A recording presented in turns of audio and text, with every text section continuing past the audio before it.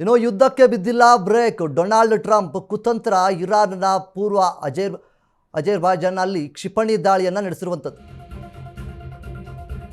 America Israel ದಾಳಿಯಲ್ಲಿ 6 ಮಂದಿ ದುರ್ಮರಣರಾಗಿದ್ದಾರೆ.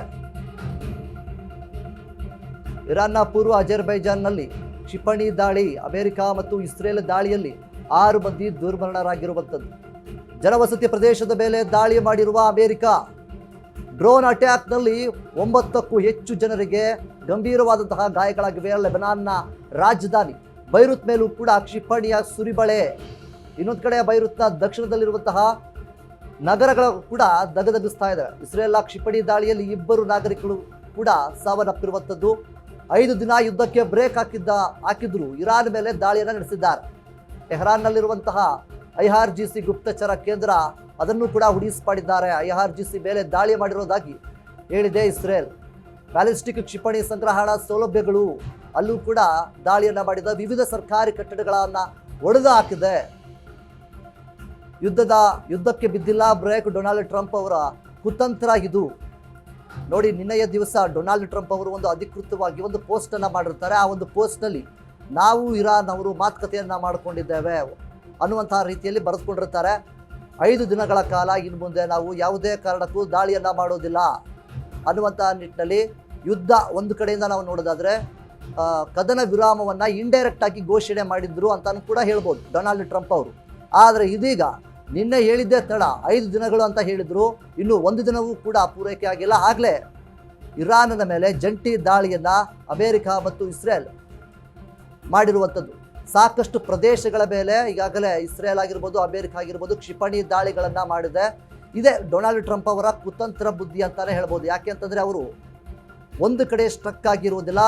ಇಲ್ಲಿ ಮುಖ್ಯವಾಗಿ ನಾವು ಗಮನಿಸಬೇಕಾಗಿರುವಂಥದ್ದು ಏನಪ್ಪ ಅಂತಂದರೆ ಇರಾನ್ ಮತ್ತು ಇಸ್ರೇಲ್ ಮೊದಲಿಂದಲೂ ಕೂಡ ಅವರವರ ಮಧ್ಯೆ ಸಾಕಷ್ಟು ಭಿನ್ನಾಭಿಪ್ರಾಯಗಳಿಂದ ಮತ್ತು ಒಂದಿಷ್ಟು ವಿಚಾರಗಳಿಂದ ಯುದ್ಧ ನಡೀತಾನೆ ಬರ್ತಾ ಇತ್ತು. ಆದರೆ ಇದಕ್ಕೆ ಉಳಿ ಹಿಂಡಿದ್ದು ದೊಡ್ಡ ಮಟ್ಟದ ರೀತಿಯಲ್ಲಿ ಇದು ಆಗೋದಕ್ಕೆ ಸಾಥನ್ನು ನೀಡಿದ್ದು ಅಮೇರಿಕಾನೇ. ಯಾಕೆ ಅಂತಂದರೆ ಇಸ್ರೇಲ್ಗೆ ಇರಾನ್ಗೆ ಏನೋ ಒಂದು ವೈಯಕ್ತಿಕವಾದಂತಹ ದ್ವೇಷ ಇತ್ತು.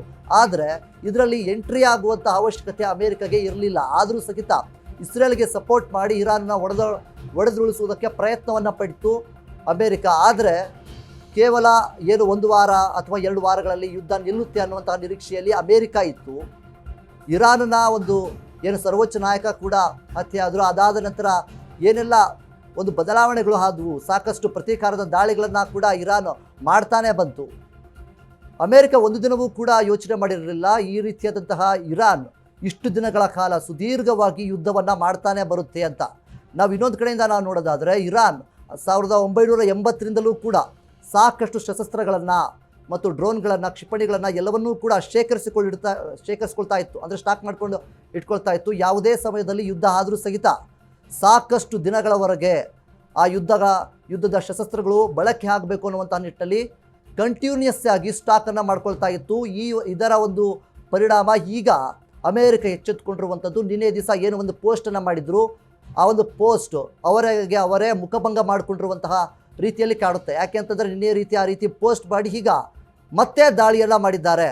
ಇದೆಲ್ಲದರ ಮಧ್ಯೆ ಇರಾನ್ ಒಂದು ಮಾತನ್ನು ಹೇಳುತ್ತೆ, ಯಾವುದೇ ಕಾರಣಕ್ಕೂ ಇವರು ನಮ್ಮ ಜೊತೆ ಮಾತುಕತೆಯನ್ನೂ ಮಾಡಿಲ್ಲ, ಸಂಧಾನವನ್ನೂ ಮಾಡಿಲ್ಲ, ಸುಮ್ಮನೆ ಬೊಗಳೆ ಬಿಡ್ತಾ ಇದೆ ಅನ್ನುವಂಥ ರೀತಿಯಲ್ಲಿ ಇರಾನ್ ಕೂಡ ಹೇಳ್ಕೊಳ್ಳುತ್ತೆ. ಅದಾದ ನಂತರ ಇರಾನ್ ಕೂಡ ಪ್ರತಿದಾಳಿಯಾಗಿ ಅಮೇರಿಕದ ಒಂದಿಷ್ಟು ವಾಯು ನೆಲೆಗಳ ಮೇಲೆ, ಇಸ್ರೇಲ್ನ ಒಂದಿಷ್ಟು ನೆಲೆಗಳ ಮೇಲೆ, ಪ್ರದೇಶಗಳ ಮೇಲೂ ಕೂಡ ಇರಾನ್ ಸತತವಾಗಿ ದಾಳಿಯನ್ನು ಮಾಡ್ಕೊಳ್ತಾನೆ ಬರುತ್ತೆ. ಈಗ ಅಮೇರಿಕ ಮತ್ತು ಇಸ್ರೇಲ್ ಜಂಟಿ ದಾಳಿಯಿಂದ ಇರಾನ್ನಲ್ಲಿರುವಂತಹ ಸಾಕಷ್ಟು ಆಸ್ಪತ್ರೆ ಆಗಿರ್ಬೋದು, ಶಾಲೆ ಆಗಿರ್ಬೋದು, ಒಂದಿಷ್ಟು ಪ್ರದೇಶಗಳಲ್ಲಿ ಮುಖ್ಯ ಪ್ರದೇಶಗಳಲ್ಲೂ ಸಹಿತ ಕ್ಷಿಪಣಿ ದಾಳಿಗಳನ್ನು ಮಾಡಿದ್ದಾರೆ. 9ಕ್ಕೂ ಹೆಚ್ಚು ಜನರಿಗೆ ಗಂಭೀರವಾದಂತಹ ಗಾಯಗಳು ಕೂಡ ಆಗಿರುವಂಥದ್ದು.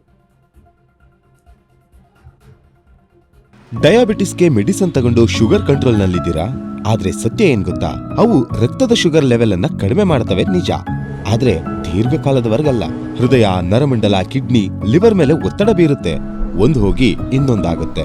ಮೆಹಾಟೋನ್ ಕೇರಳದ ಆಯುರ್ವೇದ ಫಾರ್ಮುಲೇಷನ್. ಇದು ಶುಗರ್ ಮಾತ್ರ ಕಂಟ್ರೋಲ್ ಮಾಡಲ್ಲ, ಇಡೀ ಮೆಟಾಬಾಲಿಕ್ ಬ್ಯಾಲೆನ್ಸ್ ಅನ್ನೇ ರಿಪೇರಿ ಮಾಡಿಬಿಡುತ್ತೆ. ಮೆಹಾಟೋನ್ ದೀರ್ಘಕಾಲದ ಸಹಜ ಜೀವನಕ್ಕೆ ಸಹಾಯ ಮಾಡುತ್ತದೆ.